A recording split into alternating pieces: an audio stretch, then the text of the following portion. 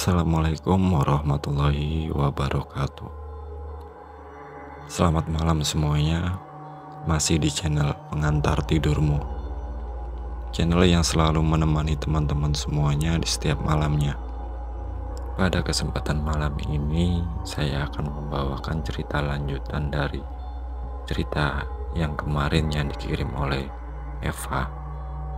Bagi teman-teman yang belum mendengarkan cerita sebelumnya, saya sarankan untuk mendengar cerita sebelumnya terlebih dahulu, yang linknya kami sertakan di deskripsi. Oke, sebelum masuk ceritanya, saya mengingatkan dulu kepada teman-teman untuk selalu support channel ini agar channel ini bisa berkembang, dan saya, Lian, bisa selalu menemani teman-teman semuanya di setiap malamnya.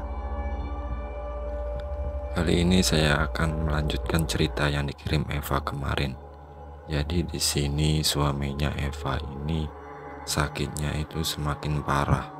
Luka bekas diludahi pocong tersebut lama-lama semakin membesar, dan di situ suaminya ini semakin takut kalau memang luka tersebut ini tidak bisa sembuh. Segala macam dicoba oleh Eva dan suaminya ini, mulai dari pengobatan medis sampai pengobatan tradisional, semuanya sudah dicoba, tapi tetap luka tersebut tidak semakin sembuh, malah semakin parah.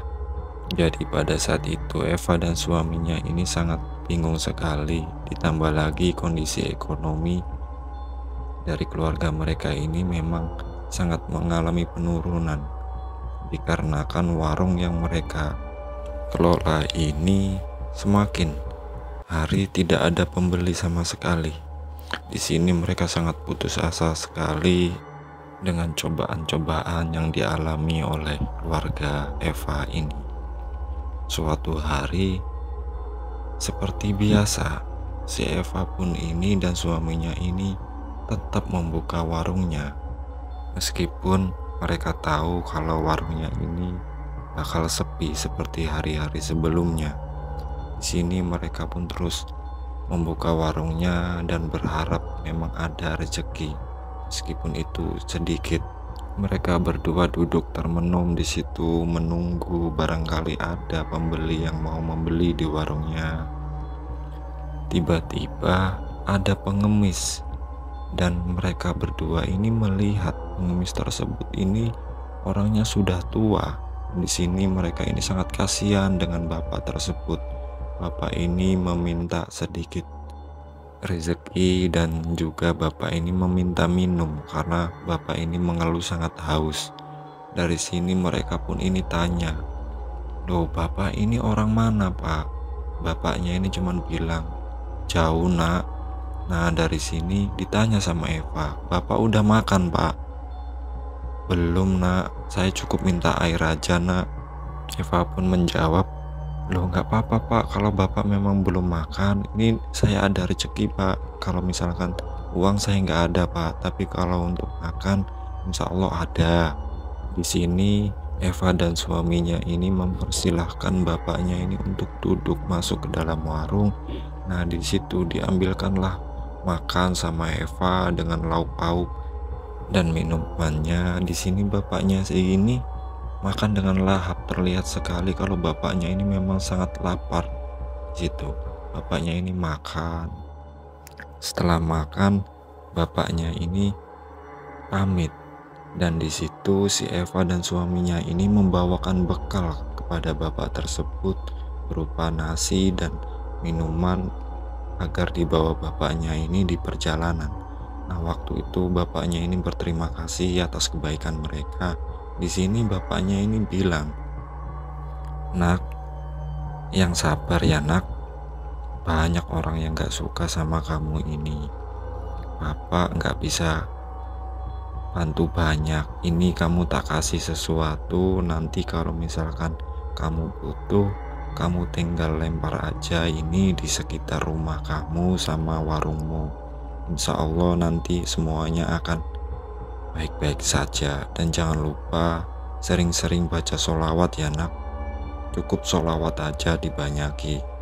Oh iya Pak, iya makasih. Bapaknya ini juga berpesan kepada Eva dan suaminya ini bahwasannya apa yang diberikan kepada Eva dan suaminya ini bisa untuk mengobati luka dari suaminya tersebut dengan cara cukup direndam dan nanti airnya dibasuhkan ke lukanya tersebut. Di sini bapaknya ini juga bilang, "Yang sabar ya nak, banyaki sholawat. Nanti kamu akan tahu sendiri siapa orangnya. Nanti akan tahu sendiri. Udah bapak pamit ya."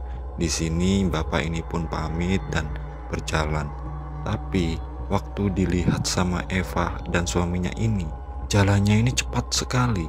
Jadi jalannya ini seperti bukan manusia pada umumnya, apalagi untuk orang setua itu. Jalannya ini sangat cepat, tahu-tahu di situ sudah jauh-jauh dan menghilang.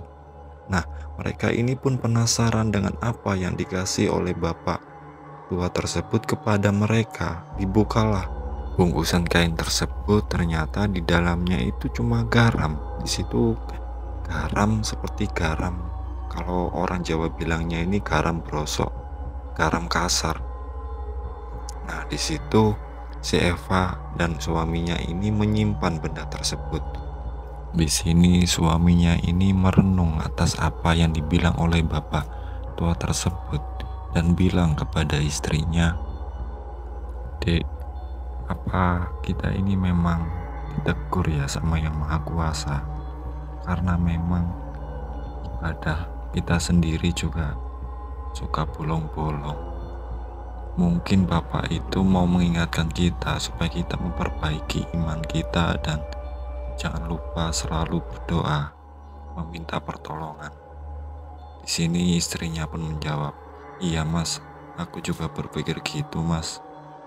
Mereka pun di sini mulai memperbaiki kualitas dari ibadah mereka. Tak lupa mereka ini juga sering menyempatkan diri di setiap waktu luangnya selalu membaca sholawat seperti apa yang dipesankan kepada mereka. Dan di sini terlihat ada beberapa orang yang sudah mulai makan di rumah makan mereka, meskipun tidak seperti waktu dulu ketika warung tersebut ramai, tapi di sini mereka ini merasa ada perubahan dan merasa lebih tenang dalam menjalani hari-harinya. Suatu malam ketika mereka ini habis menjalankan sholat Isya, terdengar lagi bunyi suara "Keluar!" Di situ anak mereka pun yang tidur ini langsung menangis. Eva pun ini langsung menggendong anaknya, menenangkan anaknya tersebut, sedangkan suaminya ini mengecek keadaan rumahnya, dan di situ dilihat dari ruang tamu, dari belakang tidak ada apapun yang aneh terjadi. Di sini suaminya pun ini teringat dengan pesan dari bapak tua tersebut yang menyuruhnya untuk menaburkan garam tersebut ke area rumah dan warungnya. Diambillah garam tersebut dan di situ suaminya ini menaburkan garam tersebut ke area ruang tamu, kamar mandi di area kontrakannya tersebut. Dan suaminya ini hendak keluar rumah karena ingin menaburkan ke area depan rumah dan warungnya. Ketika suaminya ini membuka warungnya itu, ternyata di dalam situ sudah ada pocong, dan pocong ini melotot ke arahnya si suaminya Eva ini sambil mengerang, seolah-olah pocong ini marah. Di situ suaminya ini pun memang takut, tapi pada saat itu reflekslah suaminya ini melemparkan garam tersebut ke arah pocong tersebut, dan ternyata pocong itu pun langsung teriak dan di situ pocong ini pun seketika menghilang, dan si suaminya ini tetap menaburkan garam-garamnya itu di area warungnya sambil membaca sholawat. Di situ ditaburkanlah garam-garam ini hingga ke depan rumah dan depan warungnya. Di situ suaminya ini melihat dari atas genteng kontrakan tersebut muncul bola api yang sangat membara Itu seolah-olah bola api ini keluar dari rumahnya dan terbang mengarah ke selatan dan jatuh ke salah satu rumah di selatan tersebut. Dan di sini si suaminya ini menerka-nerka, loh itu jatuhnya kok ke rumahnya Pak Rudi. Akhirnya suaminya pun masuk ke dalam rumah, dan di situ suaminya ini juga teringat oleh apa yang dibilang oleh bapak tua tersebut, kalau garam tersebut bisa untuk menyembuhkan luka yang diderita oleh suaminya Eva tersebut. Dan di sini si suaminya Eva pun ini masuk ke dalam rumah dan mencoba mempraktekkan dengan cara merendam garam tersebut dan membasuh-basuhkannya ke dalam lukanya tersebut. Dan di sini suaminya Eva ini merasa sangat perih sekali karena memang lukanya ini luka basah, berair dan bernanah. Di situ dengan perlahan suaminya ini membasuh dengan air garam tersebut. Meskipun perih tapi ini tetap dilakukan oleh suaminya tersebut. Dan keesokan harinya warungnya ini mulai ramai dan kembali seperti semula. Di sini ada beberapa pembeli ini yang bilang ke Eva dan suaminya, "Loh, Mbak, baru buka lagi, Mbak. Kenapa kemarin itu tutup lama, Mbak?" Nah, dari sini mereka berdua ini bingung karena perasaan setiap hari pun mereka ini buka. Dan dari situ si Eva dan suaminya ini menjawab, "Loh, Mas, orang tiap hari kami lu buka, Mas," gitu. Dan ada warga lain ini yang menjawab, "Gak ada, Mas. Masnya itu lo tutup. Kami ini lo sering lewat sini, tapi masnya ini selalu tutup." Nah, dari sini si Eva dan suaminya ini merasa ganjal dengan apa yang telah terjadi. Dan akhirnya salah satu warga itu bilang, "Walah, ya sudah biasa. Kalau di sini nih, waduh, pasti ada yang aneh-aneh ya, Mas." Dan di sini suaminya pun menjawab, "Iya, Mas," gitu. Dan di sini warga yang lain itu seperti tidak kaget dengan apa yang terjadi itu. Dan mereka pun akhirnya lanjut di situ makan dan seperti biasa beraktivitas seperti biasa. Tak lama mereka ini makan dan ngobrol-ngobrol di situ di warung itu, terdengar dari suara masjid. Inna lillahi wa inna ilaihi rojiun. Ternyata di masjid tersebut sedang menyiarkan kalau Pak Rudi ini meninggal dunia. Nah, dari sini mereka ini sangat kaget, terutama Eva dan suaminya itu. Warga ini pun juga sangat kaget karena kemarin-kemarin Pak Rudi ini sangat sehat sekali, tidak menunjukkan sakit, gejala sakit atau apa, tidak ada.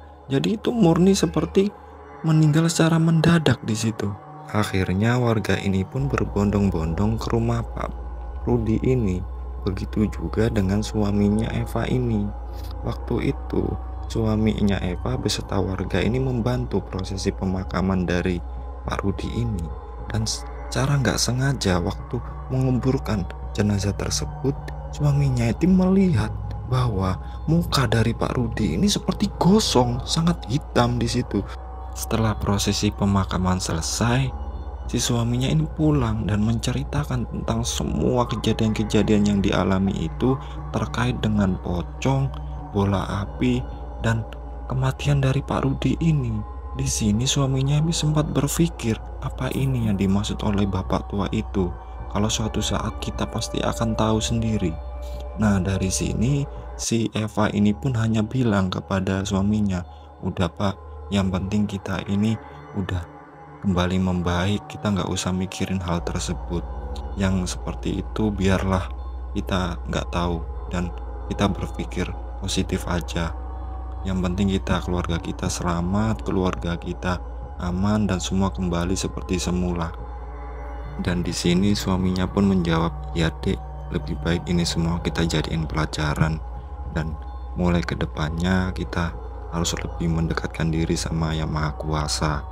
Di sini semuanya pun berjalan baik, warungnya sudah mulai ramai lagi, dan luka dari suaminya ini pun sudah mengering karena memang setiap hari suaminya ini selalu membasuh dengan air garam tersebut.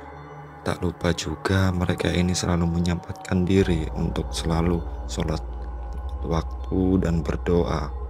dan di sini mereka pun merasa lebih tenang.